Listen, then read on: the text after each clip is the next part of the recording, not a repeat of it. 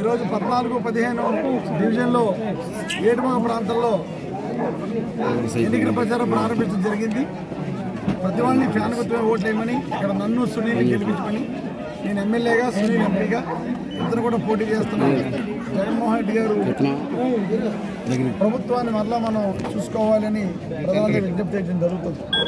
Fan గుర్తుగా ఓట్లేయమని మమ్మల్ని గెలిపించమని కోరుకుంటున్నాం. ముఖ్యంగా ఏటివాగా అన్నది చాలా కీలకమైన ప్రాంతం. మత్స్యకారులు ఎక్కువ మంది నివసించే ప్రాంతం. గతంలో వీళ్ళకి చాలా రకాలుగా అన్యాయాలు జరిగినాయి. ముఖ్యంగా ఓఎన్జీసీ, రిలయన్స్, జిఎస్పిసి సంస్థల నుంచి చాలా అన్యాయం జరిగిన మాట వీళ్ళందరూ తెలిసిందే. వీళ్ళందరూ కోరుకోవడం అదే. ఈ నెల 1వ తారీఖున మేము అందరం కూడా ఉద్యమం చేయడం జరిగింది. పెద్ద సహకారం ఏడుమగ పెద్దలు, ఇతర గ్రామ పెద్దలందరూ కూడా ఇక్కడ ఉద్యమం చేస్తే ఉద్యమానికి తలొగ్గి కిందకి దిగి ఓఎన్జీసీ వారు కానీ జిల్లా యంత్రాంగం అందరూ కూడా వీళ్ళ నష్టపరిహారం ఇచ్చే బాధ్యత తీసుకుంటాం అని చెప్పి నష్టపరిహారానికి ఒక కమిటీని కూడా వేయడం జరిగింది. ఆ కమిటీ రిపోర్ట్ రాగానే వచ్చిన మరుక్షణమే ఓఎన్జీసీ దగ్గర నుంచి ఎవరైతే మత్స్యకారులు నష్టపోతున్న మత్స్యకారులు ఉన్నారో వాళ్ళందరూ కూడా న్యాయం చేసే బాధ్యత చేస్తానని చెప్పాను.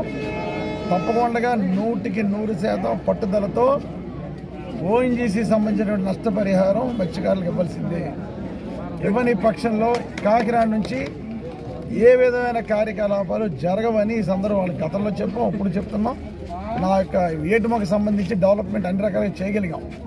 రోడ్లు కానీ, డ్రైన్లు కానీ, పార్క్ కానీ, వీళ్ళకి కావాల్సిన కమ్యూనిటీ హాల్స్ కానీ ఏది అడిగితే ప్రజలు అది చేయగలిగాం.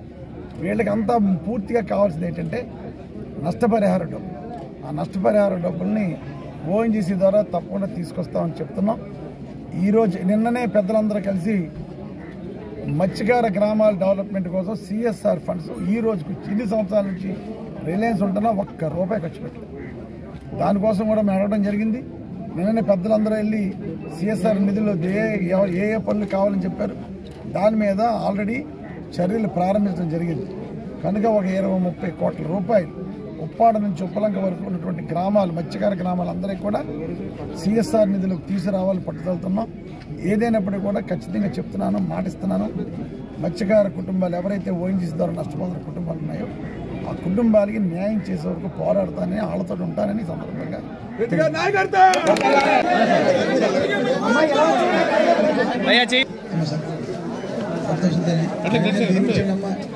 జగన్ గారు వస్తే అందరికీ ఓఎన్జీసీ జగన్ గారు రుణం తీర్చుకోండి తల్లి. ఓఎన్జీసీ డబ్బులు కూడా ఇచ్చే బాధ్యత తీసుకుంటారు. ఓకేనా?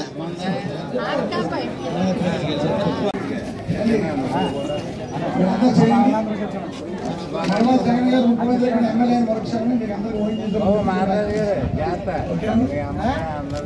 అందరూ ఐక్యమత్యం వస్తేనే డబ్బులు వస్తాయి. మిగతా లీడర్ కూడా ఇస్తాం. ఓకేనా?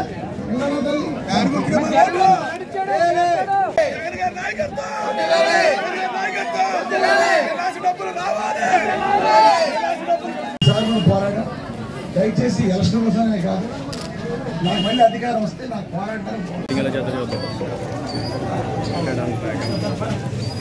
కమిటీ వచ్చింది, కమిటీ రిపోర్ట్ రాగానే డబ్బులు తెప్పింది, నాది బాధ్యత. అదే ప్రశ్న వస్తుందమ్మా. అమ్మ ఓఎన్జీసీ డబ్బులు మన పోరాడే పెద్దలు